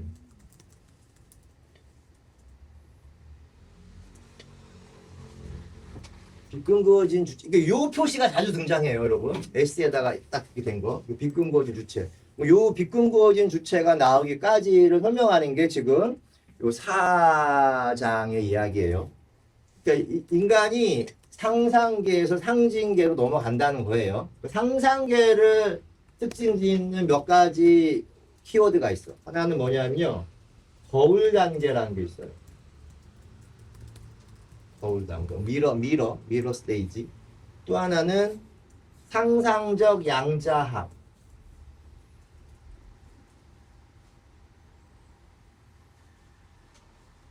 또 하나는 주의상스라는 말 들어보셨어요? 주의상스. 거울 단계 상상적 양. 요 정도 뭐 0세부터 18개월 이런 말도 등장을 해요. 거울 단계는 저 상상계는 사람마다 좀 차이가 있겠으나 0세에서 24개월 정도까지라고 보통 할 때 우리 유아기잖아, 유아기. 여러분 2살 때 기억하세요? 여러분들의 가장 먼 기억이 몇 살 때예요? 우리 상문 씨. 가장 먼 기억. 5살. 5살. 보통 한 5살. 5살 기억나죠? 5살. 5살 때는 저도 기억나는 것 같아요. 4살은 안 나는 것 같아요. 4살은. 저 유모차에서 떨어져 못. 여기 있으면 안 돼. 여기 있으면 안 돼. 여기 있으면. 그 시기야, 여러분. 봤을 그 시기. 그 시기를 상상계라고 하는 거예요. 약속을 하는 거야. 상상계가 거울 단계란 말을 써요. 거울 단계는 여러분, 상상계 시절엔 나는 거울에 있는 나와 여기에 나를 구별하지 못한다는 거야. 거울 속에 있는 애가 웃으면 나도 웃고, 내가 웃으면 거울 속에 있는 쟤도 웃어. 그 구분하지 못하는 단계. 그게 거울 단계 뜻이에요. 상상적 양자합. 이건 뭐 프로이드 락강 시절에는 너무나 가부장적인 가부장적인 시대였기 때문에 상상 속에 양자. 두 사람이에요, 두 사람. 한 사람은 누굴까? 나. 아기인 나야. 또 한 사람은 그 사람들은 엄마였지. 프로이드나 락강은 엄마인데 요즘은 양육자라고 해요. 양육자. 요즘은 엄마 아빠도 아니잖아. 할머니 할아버지 뭐 이럴 수도 있고 하잖아. 요즘 양육자라고 하는데 어쨌든 다 보통 대부분 엄마였겠죠. 상상적 양자합 속에서 양육자, 저의 양육자였던 엄마와 나와의 관계는 100% 주의상, 100% 쾌락이야. 주의상스. 여러분, 그런 얘기 많이 하잖아요. 전쟁 통해서도 엄마 품에 있는 아기는 새근새근 잠을 잘 잔다고. 왜 그런 거예요? 이것 때문에 그런 거예요. 상상계에 있기 때문에 아직은. 이런 상상계가 있어요, 여러분. 이런 상상계가. 요때. 아마 요때의 서브젝트는 이거일 거야. 요때의 서브젝트는 이거겠지. 그죠? 근데 이것을 기억해, 못해, 우리가. 이것이 가능해, 안 가능해, 지금은. 가능하면 여기 있으면 안 돼요. 가능하다 생각하면 여기 있으면 안 되는 거예요. 요게 S겠지. 요 S가 지나면서 여기에 들어와서는 이렇게 된다는 얘기야. 결국에는. 요거 아직 얘기를 안 했으니까. 그런데, 어느 순간부터 상상적 양자합 속에서 100% 주의상스를 누리고 있던 우리들은 누구지? 양육자와 나지. 언제부턴가 우리 주변에 검은 그림자가 등장해. 검은 그림자. 근데 기분 나쁜 건 뭐냐면 검은 그림자가 등장하는 것도 내가 신경이 쓰이는데 더 신경이 쓰이는 건 뭐냐면 검은 그림자가 등장할 때마다 양육자가 나를 100의 힘으로 나를 안고 있는 걸 내가 느끼잖아요, 여러분. 100% 쾌락이니까. 근데 그 검은 그림자가 등장하면 양육자가 힘이 좀 빠져. 빠져. 그러니까 내가 볼 때 검은 그림자 봐. 이 양육자가 내 기분이 어때요? 열받지. 열받아. 검은 그림자가 누구길래? 이게 한두 번이 끝나는 게 계속 되는 거야. 이 지속이 되는 거야. 그럼 우리들끼리 우리들이라고 하면 우리 같은 아이들끼리 회의를 해. 회의를 해서 야 너도 그래? 너도 그래? 너도 그래? 그래. 쟤 죽이자. 죽여. 쟤를. 그리고 우리 이걸 다 비밀로 지키고 1년 후에 다시 봐. 그때 뭐 먹을 것 같은 거 싸우고 1년 후에 다시 봐. 그게 카니발이에요. 모세와 일신교, 토템 뭐 이런 거 하는 게 다 이런 얘기들이야. 종교의 기원. 종교의 기원이 뭐야? 원부 살해 전통. 그 다 같이 애들이 죽이고 카니발하고 이런 것이 쌓여서 종교가 탄생했다는 게 이제 프로이드가 말하는 종교의 기원에 대한 이야기야. 여러분 이거 프로이드 전집에 다 나와 있는 거예요. 토템과 일신교니 뭐 이런 거 읽다 보면은 다 이런 발상에서 나오는 거야. 그런데 죽였어. 제일 처음에는 우리 나랑 양육자 사이에 은밀한 관계가 깨지는 것에 대한 이렇게 원망과 이런 것 때문에 죽였잖아. 죽였어. 근데 얘가 살아나네. 부활해. 있는데 또 등장하는 거야. 이 양육자가. 그 다음부터 우리들이 어떻게 될까? 내가 쟤는 어떤 존재이길래 어떻게 되는 거죠? 흠모하고 닮고 싶어지는 거야. 그러면서 여러분 이게 무당대에서 이렇게 넘어간다는 거예요.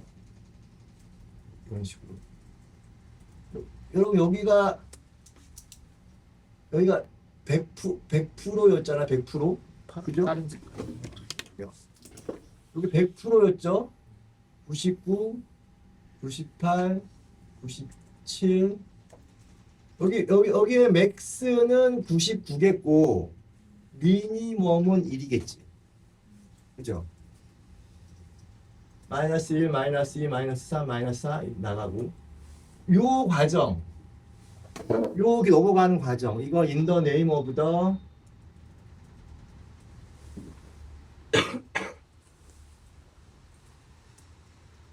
아버지의 이름으로라고 하는데 이제 이런 말씀 안 돼요. 옛날에는 그냥 mother 이것도 안 써요. 요즘 촌스럽다고. 그냥 in the name of the it 거시기. 근데 옛날에는 이게 in the name of the father 아버지의 이름으로라는 단계야. 이 아버지의 이름 요것이 상징하는 게 뭐예요, 여러분? 이게 법이잖아, 법.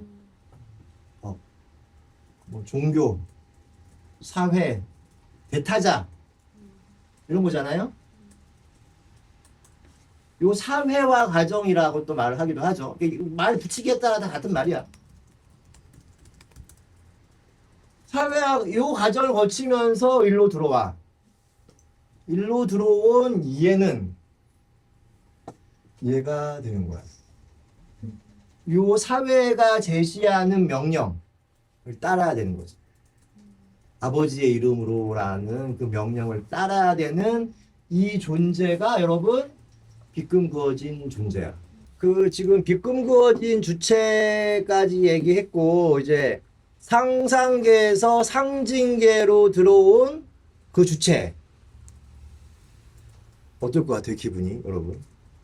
슬프고 쓸쓸하고 외롭고 뭐 이러지 않을까요? 이 주체는 어떻게 살까 그럼? 어떻게 이 세상을 살아야 돼? 이 빗금 그어진 주체, 상처가 생긴 주체잖아. 균열이 생긴 주체고 쓴맛을 본 주체고 좌절을 경험한 주체잖아요. 상상적 양자합의 관계에서 또 깨지고 어떻게 살아야 돼 이제? 환상이 작동하면서 살아간다는 거예요. 요게 이제 유명한 지적의 환상의 공식이에요. 이거 빗금 그어진 주체죠. 빗금 그어진 주체 만난다라는 거야. A는 아투어라는 이게 타자라는 뜻이 불어예요. 불어. 그러니까 아더지 아더. 대문자가 아니라 소문자예요. 그래서 이거를 대상소타자라고 해요. 어부제뿌띠야 대상소타자라고 해요. 큰 타자가 있겠지. 큰 타자. 큰 타자가 아니라 대상소타자. 대상소타자는 뭘까? 대상소타자. 아까 대상소타자 상상계 상징계로 넘어올 때 마이너스 99, 98, 97 된다고 했잖아. 마이너스 1, 마이너스 2, 마이너스 4, 마이너스 4. 요것들이 아마도 대상 소타자가 아닐까? 찌꺼기, 잉여, 마진 뭐 이런 것들이 이게 뭔지는 몰라. 이건 뭔지는 몰라. 그런데 이 상실 이 비근거진 주체는 요 대상 소타자를 만나는 꿈과 희망을 가져야 그런 욕망을 가져야 삶을 살아갈 수 있다는 거죠. 그런데 여러분 이 비꿈거진 주체는 대타자는 못 만나. 대타자는 뭐지? 여기야. 여기 저게 나야. ES 100% 주인스상스를 갖고 있는 나. 근데 대타자는 못 만나지만 대상소타자를 만나야 살아갈 수 있어. 왜냐하면은 이건 직접적으로 만나지 못하지만 이것을 자꾸 만나야 내가 삶의 의지와 삶의 용기를 낼 수 있기 때문인 거죠. 내가 이 대상소타자 얘기를 할 때마다 얘기하는 게 그거예요.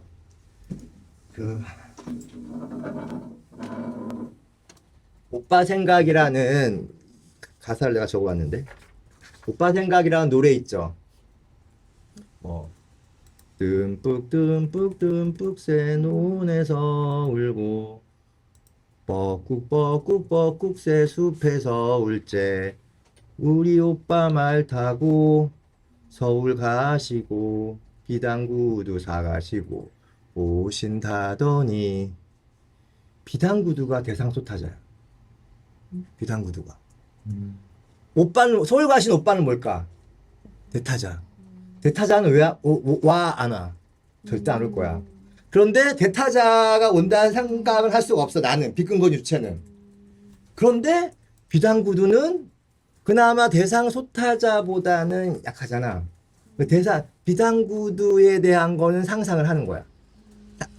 욕망을 하는 것이고 대타자는 욕망을 못해. 그러니까 욕망이란 거는 대타자를 직접 겨냥하지 않고 대상소타자를 자꾸 빙빙 돌면서 지연시키고 연기하고 대상소타자를 잡았어. 그럼 비단구두를 잡았어. 그 다음에 뭐가 있을까? 오빠? 아니야. 또 다른 무언가. 이렇게 지연시키고 나간다는 거죠. 제가 2014년에 왔을 때 2014년에 제가 왔어요. 유학 마치고 10년 유학 마치고 제가 동작을이야. 동작을 국회의원이 누군지 아세요?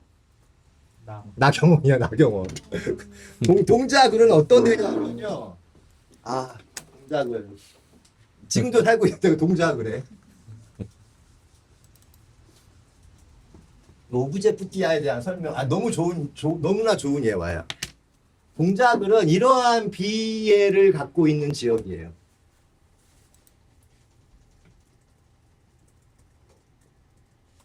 여기가 이수 사거리. 이쪽으로 가면 사당이고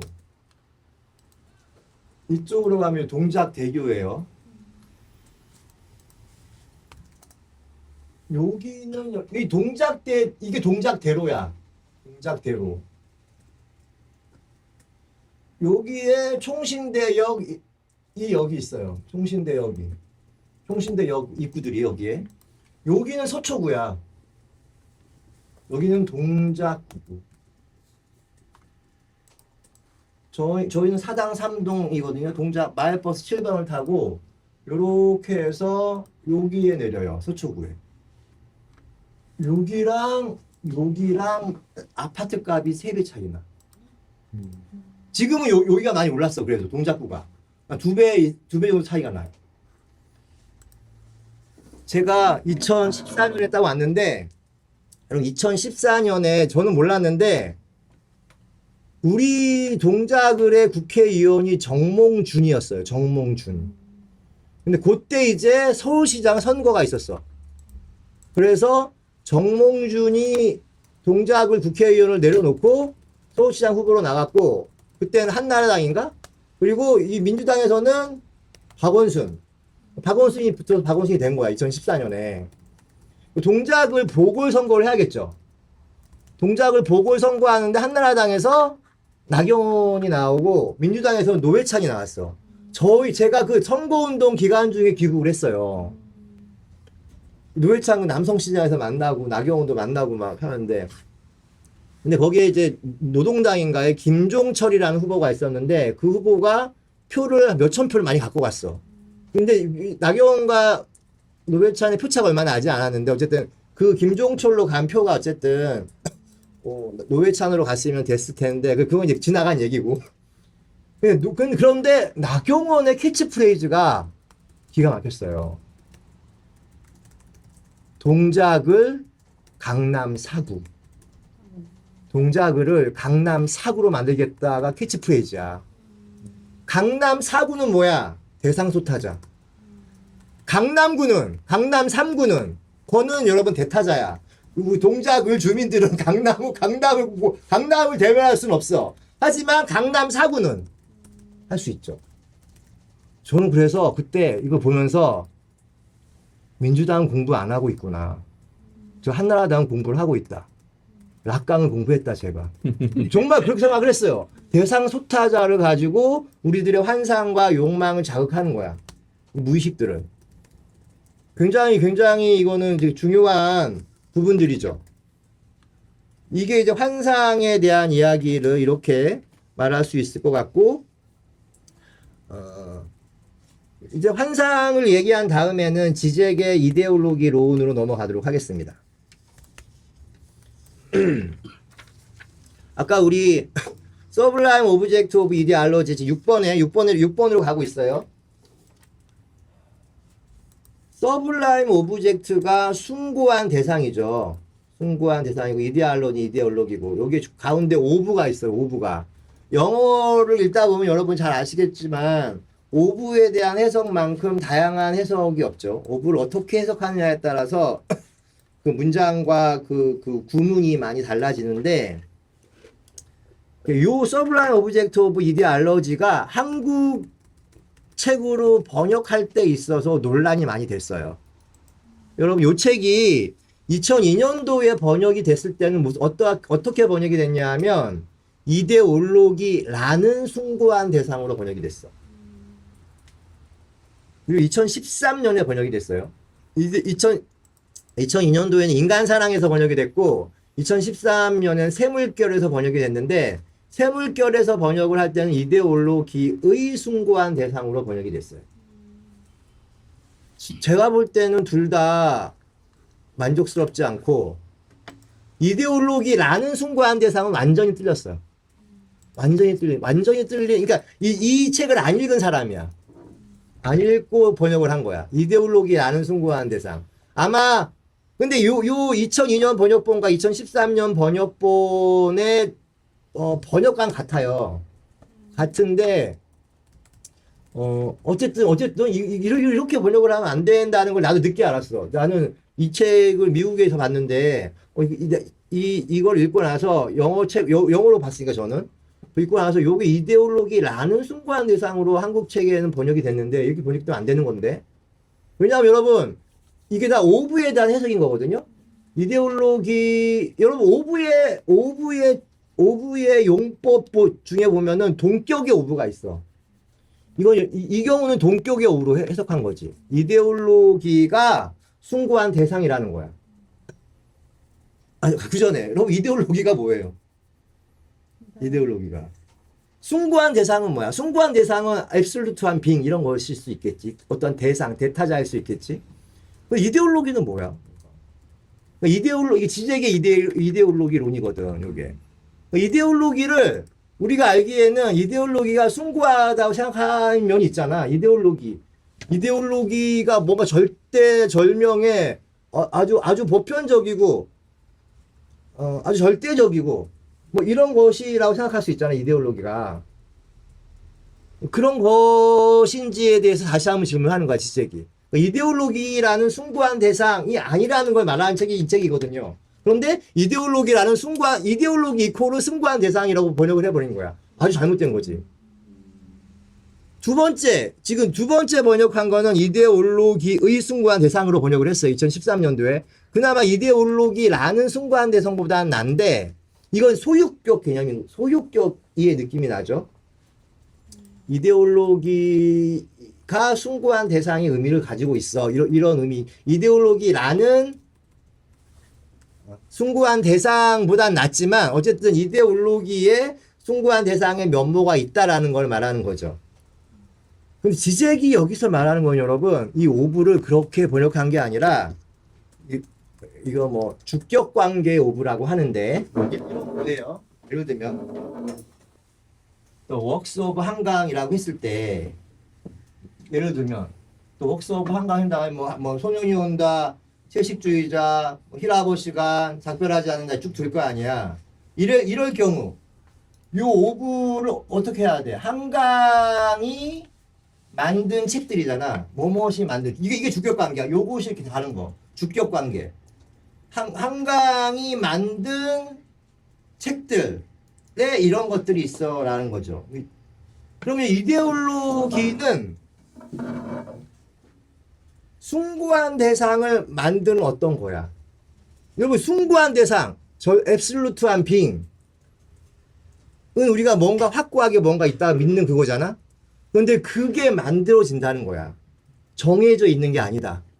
정해져 있는 게 아니라 이데올로기에 의해서 만들어진 어떤 것이 숭고한 대상인 거야. 근데 그 이데올로기는 정해져 있어요?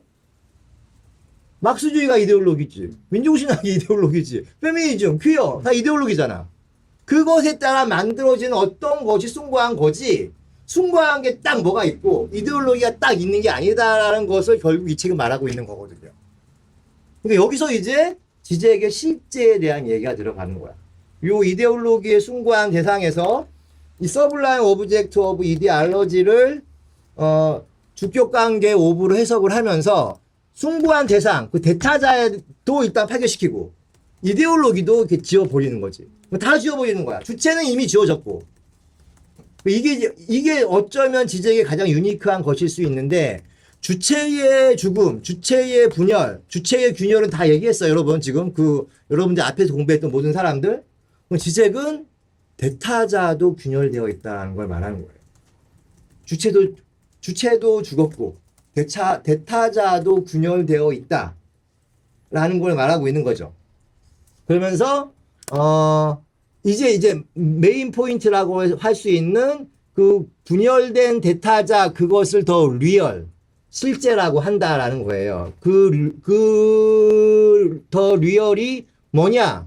그것이 대타자의 균열이라는 것으로 이렇게 이야기되고 있는 것이죠. 이 대타자의 균열, 더 리얼을 얘기하면서 지잭이 습관적으로 쓰는 농담이 있어요. 근데 자기를 옥수수로 생각하는 사람이 있어. 난 옥수수야. 옥수수면 내가 옥수수면 여러분 어떻게 돼? 밖에 나가면 새들이 날 막 쪼아 먹을 거 아니야. 닭이 날 막 쪼아 먹을 거고. 선생님한테 와가지고 선생님 닭들이 날 쪼아 먹으려고 그래요. 왜 그래? 제가 옥수수니까요. 그러니까 이제 치료를 하는 거죠. 이제 넌 옥수수가 아니야. 넌 옥수수가 아니야. 넌 옥수수가 아니야. 알겠지? 상철아? 네. 그래도 전 옥수수 같아요. 계속 치료를 하는 거야. 완치가 됐어. 너 누구지? 상철아? 전 이제 상철이에요. 전 옥수수가 아니에요. 옥수수가 아닌가 이제 알겠지? 네. 밖에 나가서 이제는 잘 살아보자. 네, 선생님 알겠습니다. 밖에 나갔다가 다시 돌아와. 이거 지잭의 그 실제의 균열할 때 늘 나오는 농담 같은 말인데, 선생님, 그러면은, 제가 옥수수가 아니고 상철이인 건 알겠어요. 알겠는데, 그건 나 상철이에요. 그런데 내가 상철이라는 것을, 내가 옥수수가 아니고 상철이라는 것을 닭이 알까요? 이거 뭐지, 여러분? 대타자가 균열되어 있는 것이 여전히 있다는 거예요. 닭이 뭐야, 그럼? 대타자인 거지, 대타자. 그러니까 이 굉장히 습관적으로 등장하는 그러니까 대타자의 균열 이렇게 이제 그 지잭이 설명을 하는 대목이기도 합니다. 또 지잭이 요 대타자의 균열을 얘기할 때 이렇게 많이 데리고 오는 사람이 미국의 단편 소설가인데 하이스미스라는 사람이에요. 하이스미스 단편집도 막 나오고 이랬는데, 가장 대표적인 그 소설 중에 하나가 검은 집이라는 얇은 소설이 있어요. 검은 집. 뭐 시대는 뭐 서부 개척 시대 뭐 그 이후일 수 있겠는데 시골 마을이 있어요. 시골 마을에 있고 시골 마을에 사람들이 있고 그 시골 마을에 바가 있어. 바가 있는데 사람들이 저녁이 퇴근하고 나면 그 바에 모여서 사람들끼리 술 마시고 뭐 이야기하고 친교를 나눠. 항상 그 바에서. 근데 그 바에서 친교를 나누고 마지막 대화는 항상 그 마을 언덕 위에 있는 검은 집에 대한 이야기야. 모든 사람들이 검은 집과 얽혀 있는 사연이 있는 거예요. 검은 집에서 내가 처음으로 뭐 내가 첫 키스를 했었지. 검은 집의 언덕에서 석양을 바라보며 제인과 함께 첫 키스를 했었지. 또 어떤 사람은 검은 집에서 나는 뭐 진리를 깨달았었어. 근데 검은 집에 대한 각각의 사람들이 있는 거야. 난 검은 집에서 마돈나에게 청혼을 했었지. 뭐 이런 식으로 하면서 각각의 검은 집에 대한 아름다운 추억거리들을 얘기하면서 그 술자리는 항상 마무리가 되는 거예요. 그 상상이 되죠, 어쨌든. 근데 그 마을에 측량 기사가 하나 등장을 해.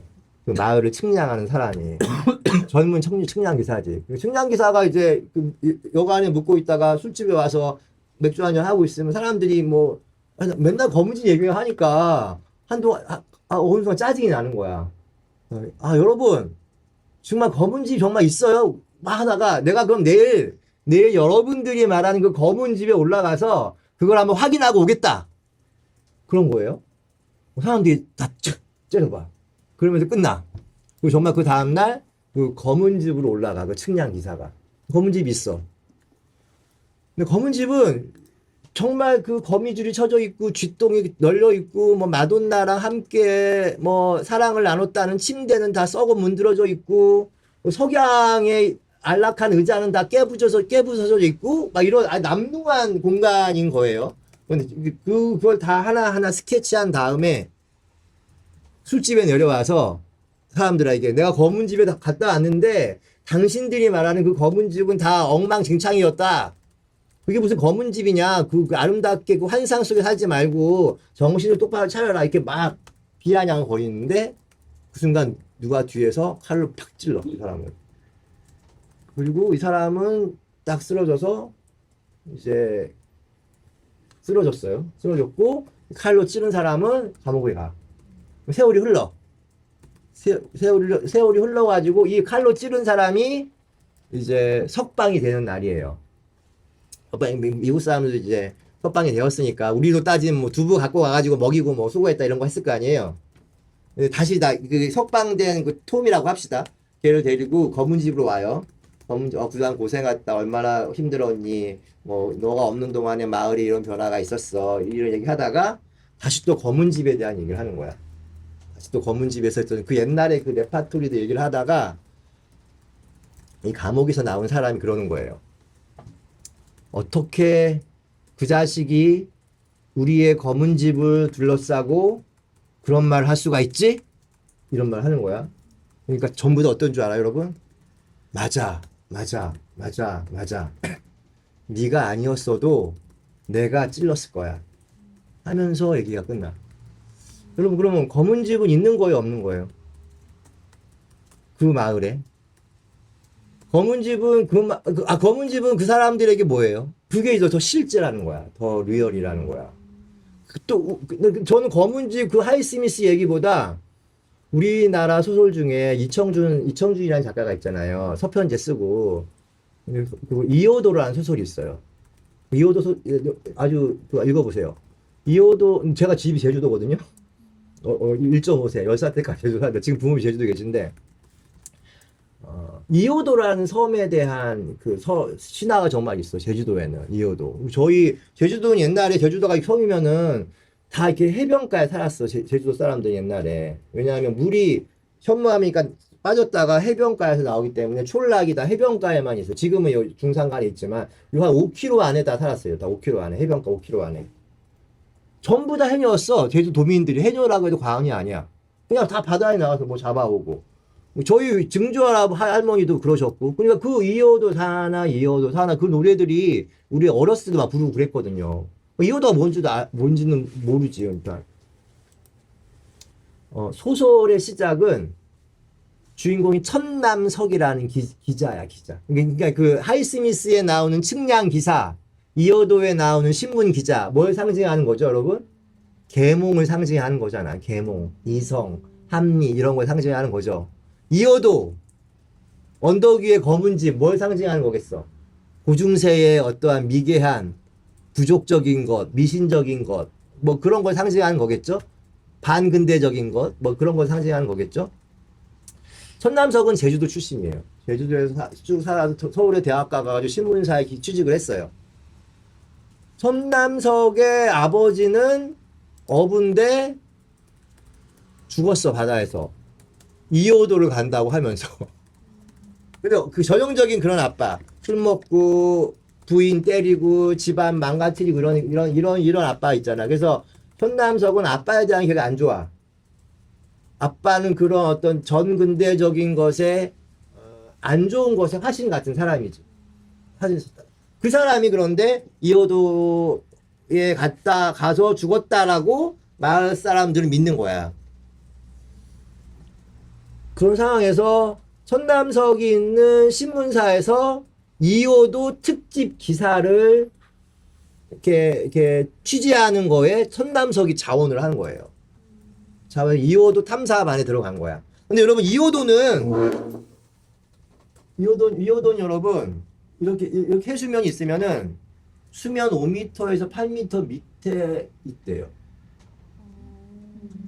이건 여러분 그런데 바다 위에 있어, 바다 밑에 있어. 근데 여러분 만약에 태풍이 쳐봐. 태풍이 뭐 몇십 미터 태풍이 치잖아. 그러면 태풍이 치면은 이렇게 되잖아요. 그럼 요때는 이게 보이는 거죠. 그러니까 바닷가에 나간 어부들이 이호도를 봤다고 하잖아. 이걸 말하는 거야. 파도가 많이 칠 때는 이호도가 보이는 거야. 그 환상의 섬 같은 거죠. 그래서 그 이호도 탐사반은 이런 것들을 얘기하는 거야. 그러면서 마지막으로 천남석이 보낸 타전이 뭐냐면 이호도는 없다. 그리고 이제 처음 소설이 시작될 때 천남석이 사라졌다. 뭐 행방불명이다로 시작이 돼요. 천남석은 어떻게 됐을까요? 천남석은 책을 다 읽는 사람은 천남석이 죽었다. 바다에 빠져서 죽었을 것이다. 근데 너무 웃긴 건 뭐냐면, 천남석이 그토록 싫어했던 제주도, 이호도, 아버지로 상징되는 그 무지의 세계, 덜 계몽된 세계, 그 환멸의 세계, 그 확인한 거잖아. 이호도가 없는데, 이호도 갔다고 하는 그 제주도 사람들에 대한 무지에 대한, 반목, 이런 것도 있는 거예요. 근데 정작 천남석이 이호도의 정체를 밝히고 난 다음에는 어떻게 된 거야? 스스로 이제 목숨을 끊은 게 되는 거죠. 그럼 천남석에 있어서 이호도로 상징되는 그 실제는 있어야 돼, 없어야 돼? 이호도는 있어요, 없어요? 그러니까 이러한 고민들을 지제에게 더 리얼로 둘러싼 이야기들 속에서 계속 전개하는 거야. 계속 이런 식으로. 이렇게 전개하면서 이렇게 이야기들을 하는 거죠. 그 다음에는 여러분, 요 실제의 윤리에 대한 얘기로 넘어갈 텐데, 실제에 대한 윤리에 대한 이야기를 할 때는, 요 얘기를 좀 찾을 것 같아요. 그 락강이 쓴 세미나 7 제목이, Ethics of Psychoanalysis라는 세미나예요. 이렇게 정신분석학의 윤리, 부제로 실제 윤리라는 말이 붙어 있어. 실제 윤리라는 말이. 그러니까 그게 이제 아까 아까 지제에게 개설서 중에서 주판치치라는 사람이 있었죠. 그 사람이 쓴 실제 윤리가 이제 그 제목에서 따온 것이기도 해요. 그러니까 지제기 말하는 이 실제 개념으로 어떻게 윤리를 할 것인가가 요즘 이제 윤리학계에서는 되게 논란이 되고 있어. 이것이 윤리냐 아니면 뭐 비평이냐 뭐 이런 식으로 해서. 근데 윤리라고 했으니까 그럼 이 실제 윤리가 뭐냐?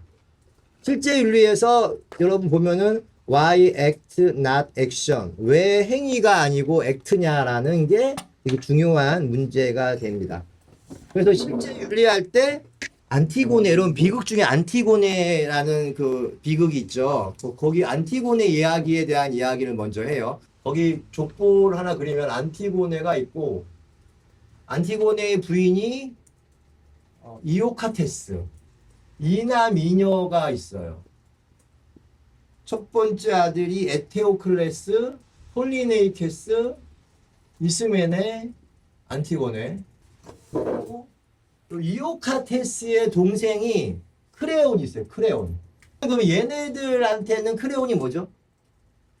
외삼촌인 거죠. 외삼촌. 엄마의 남동생이니까. 크레온의 부인이 에우디게. 요 크레온과 에우디게에서 사이에 난 아들이 하이몬. 요 하이몬과 안티고네가 약혼을 했어. 이거 약간 이제 콩가루 지방이죠. 이 둘이 사촌이야, 사촌. 약혼을 한 상태야. 요 상태에서 요 안티고네 비극이 시작이 돼요. 오이디푸스가 죽어요. 죽으면은 누가 왕이 돼야 돼? 장자가 왕이, 에테오클레스가 왕이 돼야 돼. 근데 신탁에서는 얘네 둘이가 번갈아 가면서 왕을 해라 이런 신탁이 내려져요. 그러면은 장자인 에테오클레스 입장에서는 이 신탁을 받아들이겠어요? 안 받아들이겠어요? 안 받아들이겠죠, 당연히. 폴리네이케스가 왕이 될 차례가 됐는데 계속 얘가 왕을 해. 폴리네이케스 입장에서 기분이 어때? 안 좋죠. 안 좋아가지고 탈출을 해요. 이게 여러분 테베시야, 테베시. 테베시인데 테베시를 탈출해서 테베시의 적국에서 군대를 이끌고 테베시로 쳐들어와. 그러면은 에테오클레스하고 폴리네이케스랑 맞짱을 떠요. 맞짱을 뜨는데 둘 다 죽어. 둘 다 죽어. 누가 왕이 돼야 돼 이제? 크레온이 왕이 돼. 죽었지. 크레온이 왕이 돼. 그 안티고네는 크레온이 왕이 되고 난 다음에 시작이 돼요. 크레온이 그래 왕이 돼서 명령을 내려. 에테오클레스의 장례는 허락하지만 폴리네이케스의 장례는 허락하지 않는다. 그 명령이 내려졌고 처음에 일막이 시작되면서 이스메네가 동생이지. 안티고네한테 와서 안티고네 언니 어젯밤에 누가 폴리네이케스 오빠의 시신에 흙을 덮었대. 흙을 덮었다는 게 뭐예요? 장례를 치렀다는 거잖아. 이제 시치미를 이제 그래 어떡하지 이렇게 되는 거야. 근데 결국 여기 밝혀지겠죠. 이제 안티고네가 오빠의 장례를 치렀 거고 크레온으로 상징되는 크레온의 법과 이렇게 대결하는 거야. 대결하면서 둘이 이제 마지막에 대결하는 거야. 크레온과 안티고네가. 안티고네는 굴하지 않아. 그 과정에서 안티고네를 사랑했던 하이몬이 죽고 아들을 사랑했던 에우디게가 죽어요. 크레온도 파국으로 치닫죠.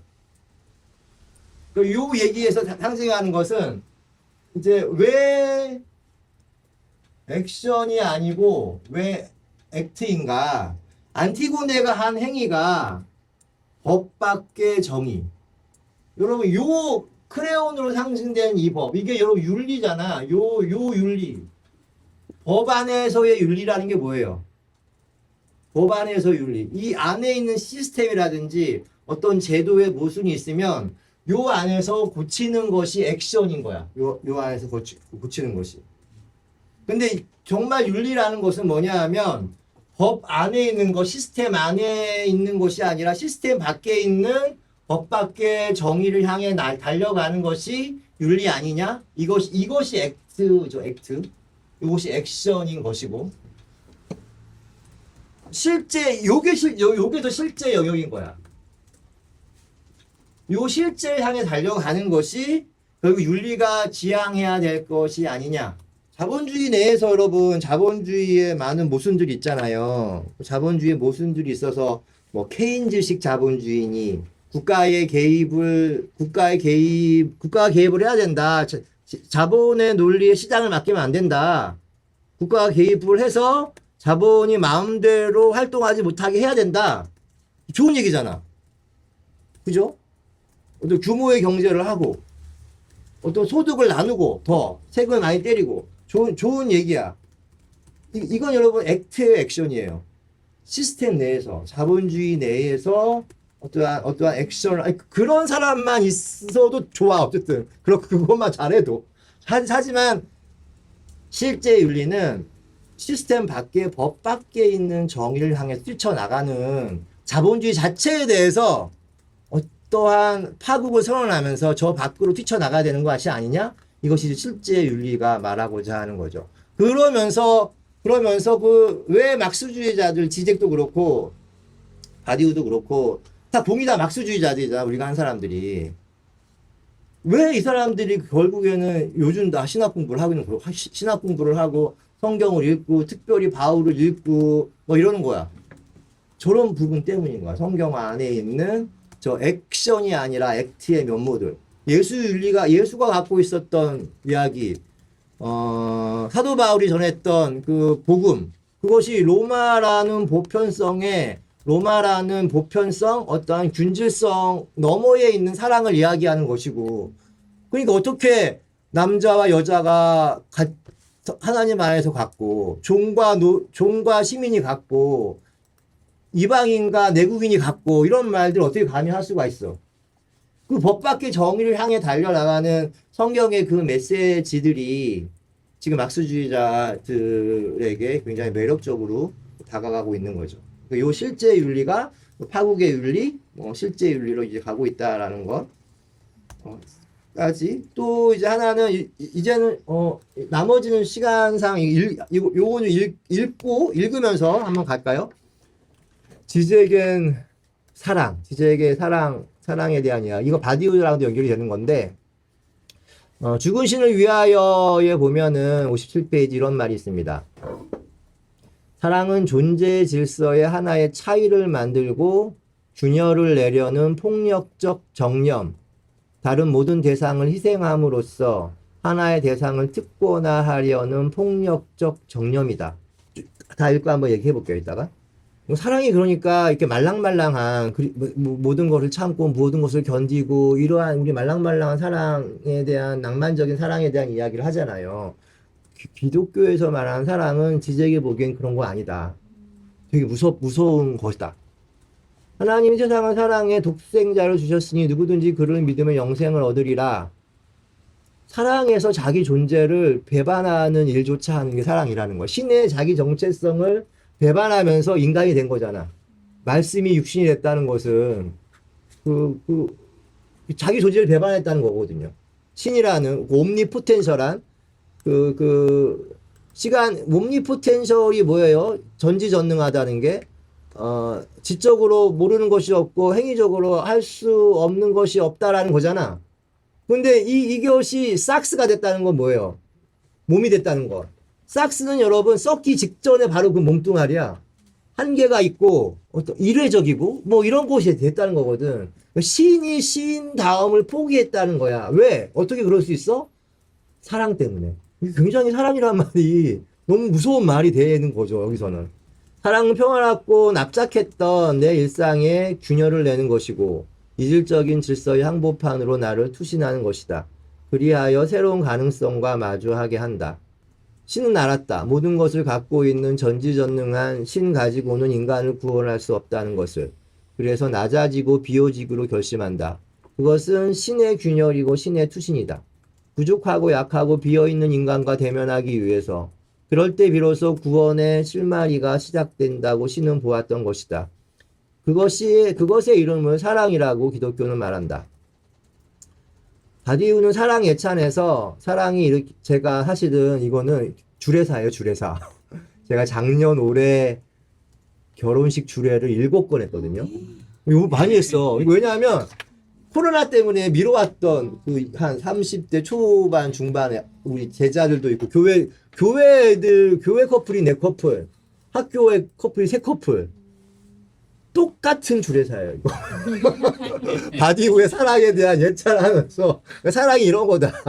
사랑이 주례사 중에 일부러 지금 싸우는 지젝과 바디가 섞여 있는 건데 지젝의 사랑에 대한 이야기가 되게 무서워요.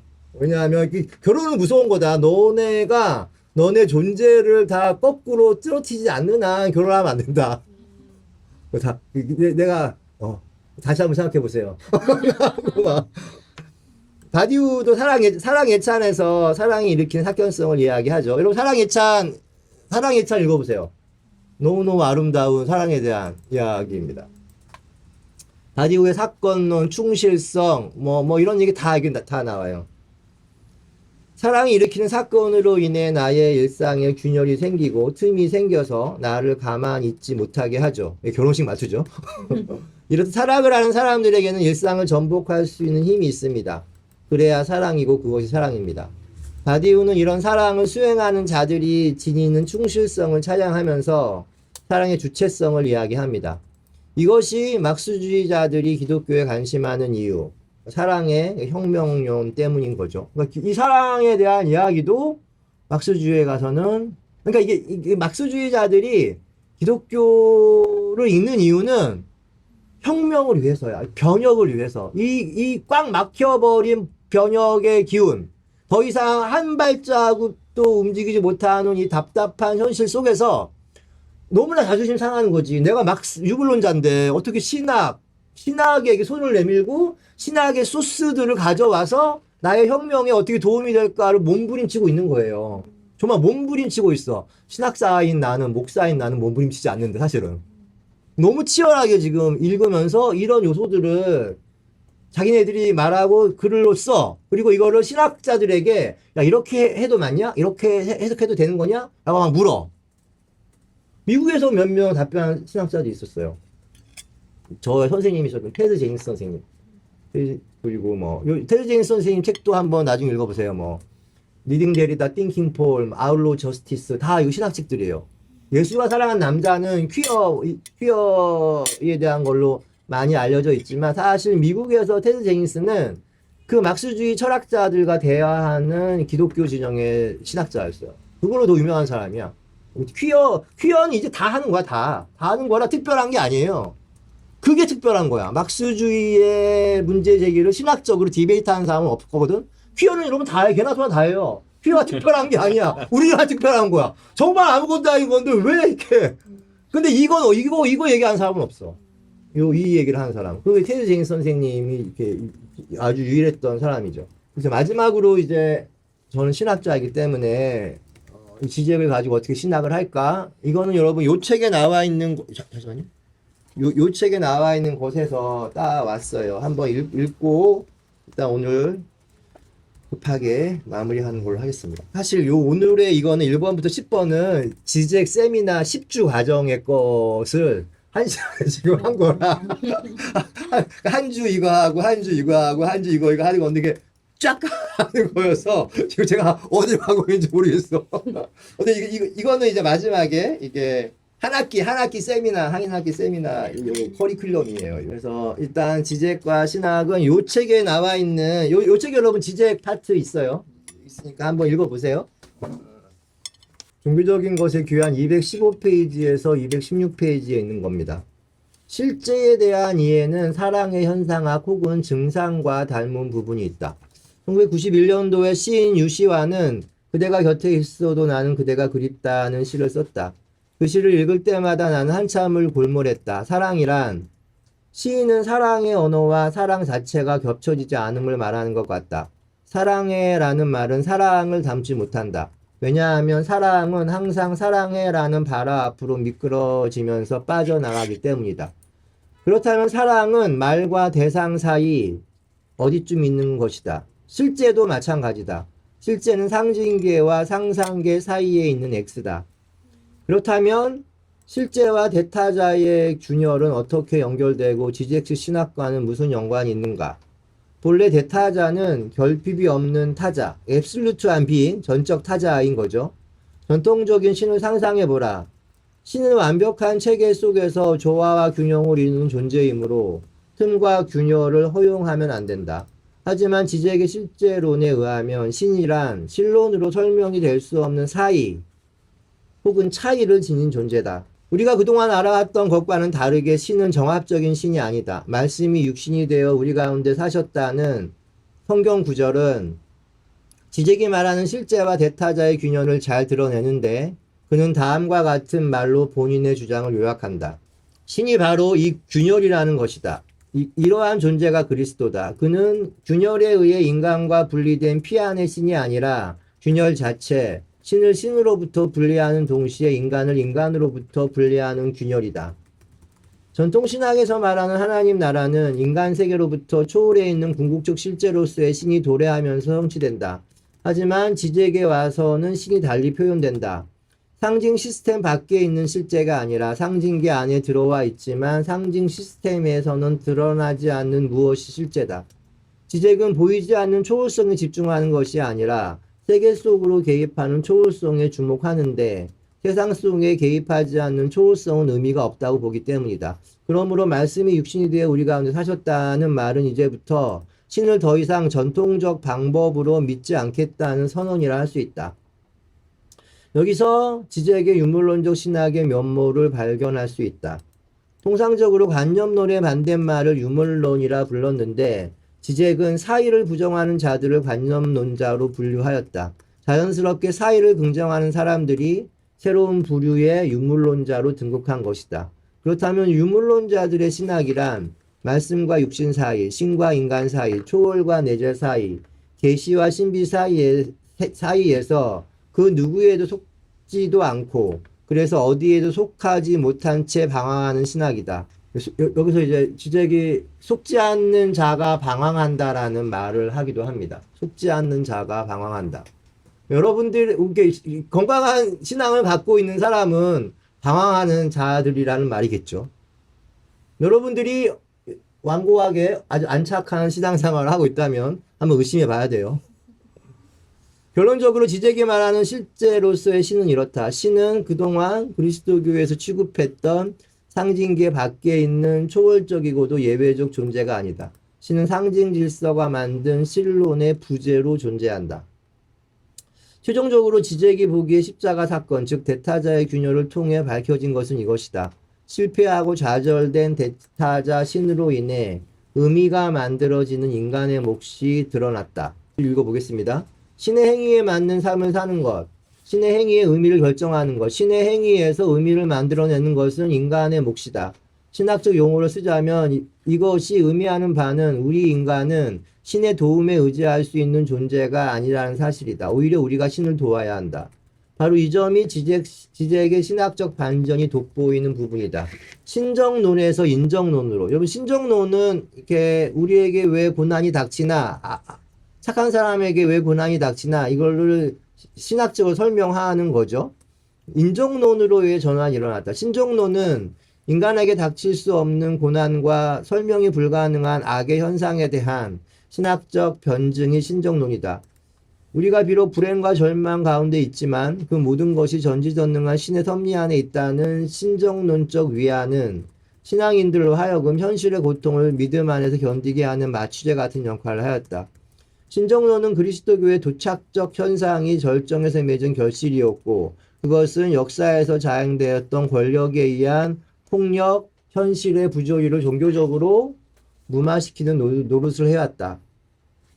신정론이 고통 가운데 있는 인간이 신에 던지는 질문이라면 인정론은 역으로 신이 고통 가운데 있는 인간을 향해 던지는 질문이다. 거기 너 있었는가? 라고 말이다. 지적이 말하는 인간의 몫과 연결되는 부분이다. 인간의 몫은 권력의 체제의 입장에서 볼 때 위험한 발언이다. 새로운 변혁적 주체를 상정하기 때문이다. 인간은 사회적 존재도 아니고 생각하는 존재도 아니다. 또한 인간은 그리스도교에서 말하는 보혈의 능력으로 구원을 받는 자도 아니다. 지적에 의해 새롭게 발견되는 주체란 대타자인 신의 틈과 균열을 감지하고 그 파열선 위에 서서 인간의 몫을 묵묵히 수행하는 자다. 지적은 이것이 기독교의 획기적인 업적이었다고 회상하는 것이다. 지적의 작업은 주체의 죽음이 운운되는 포스트 모더니즘 이후 새로운 주체를 호명한다는 점에서 의의가 있고 그것에 대한 아이디어를 그리스도교에서 끌고 온다는 점에서 이채롭다. 우리가 알다시피 지적은 마르크스주의자가 아닌가. 나는 지적의 유물론전 신학이 답보 상태에 처한 그리스도교가 나갈 바를 제시한다는 측면에서 의의가 있다고 본다. 상징적 질서에 갇혀버린 제도적 그리스도교의 경종을 울리고 사회적 실천과 책임을 상실한 오늘의 교회를 향해서는 반성의 계기를 제공할 수 있기 때문이다. 지적을 마무리하면서 그의 글을 읽다가 발견한 유물론적 신학의 자세 혹은 태도가 잘 드러난 구절을 아래에 남긴다. 위기에 처한 현실의 교회가 신학계를 향한 지적의 비판은 준엄하다. 지적의 신학적 제언을 아무 여과 없이 수용하기에는 무리가 있지만 그럼에도 불구하고 지적의 신학적 상상은 앞으로 신학적 방향을 놓고 골몰하는 많은 후학들에게 자극과 도전으로 다가선다. 지적의 말입니다. 무신론의 주된 특징은 모든 인간의 삶이 쓰디쓴 것이라는 자각이었다. 우리의 운명을 지켜보고 행복한 결과를 보장해주는 전능한 권위란 없기 때문이다.